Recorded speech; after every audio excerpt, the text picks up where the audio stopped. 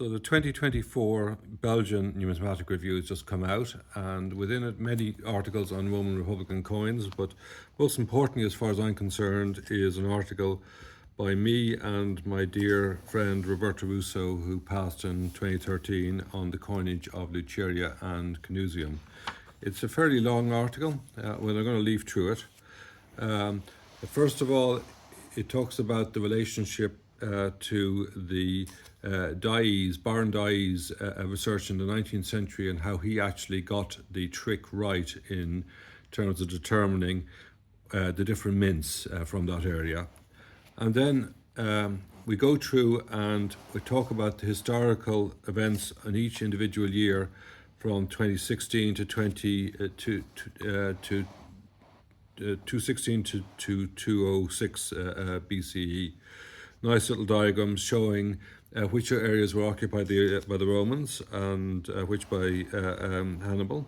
And then we took a look at the find spots, and there is a map showing the different find spots. And finally then we get into the catalogue. Now the important thing about the catalogue is that there's two main groups of coins, mint marked L, where previously we just considered one. Of course, there's heavy and light series within both. And so we start off with a series that was previously not known, which is a very heavy series, the very first Crawford 43 series, and some very interesting die combinations where the same dies were used for both uncia and sumuntia. And then this is the standard heavy series, starting with the Dextons, the Quintus, the Semus, huge coins, beautifully engraved, all of a very common size, a very beautiful style. Then we have the light series of the same style, slightly smaller also with the Dextons and Quintus.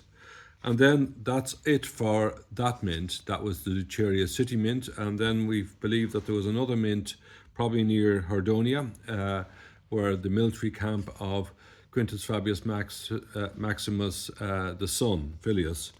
And it starts with the LT coinage, and then the LT coinage continues except without the letter T, but essentially from the flans and the style exactly the same coins, and that continues to a heavy series, and then we move on to a lighter series which has two stages of reduction of weight. The first one with starting only with the semis, and then the second one with the as downwards. These are the most common of the Luceria coins, but they're actually from Herdonia. Then we find that there's an intermediate series which has got no mint mark, but clearly shares obverses and engravers with the main,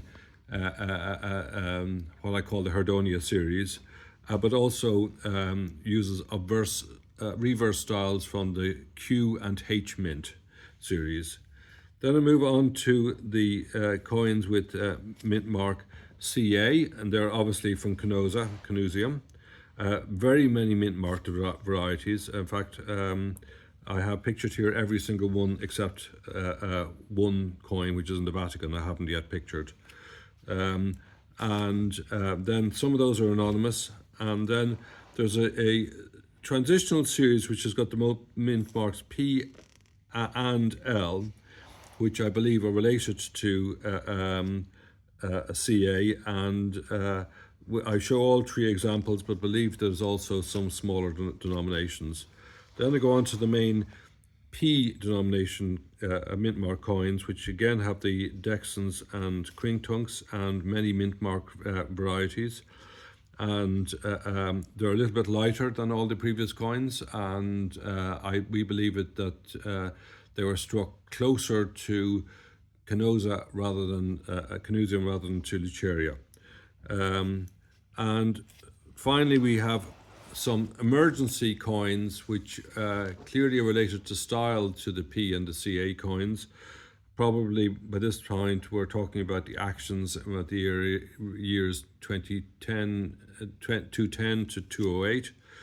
and they occur at both full weight, often in quite extraordinary styles, often very closely related to the style of the P coinage.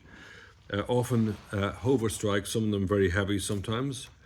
And then last, we got the lightweight asses, which are well known but not well understood, where I've classified them according to whether they're more similar to the P or CA type. None are actually like the L type, so basically from the Hardonia or the Canusium mint, but probably all struck near Canusium, with an extensive bibliography in a very, very, very fine volume.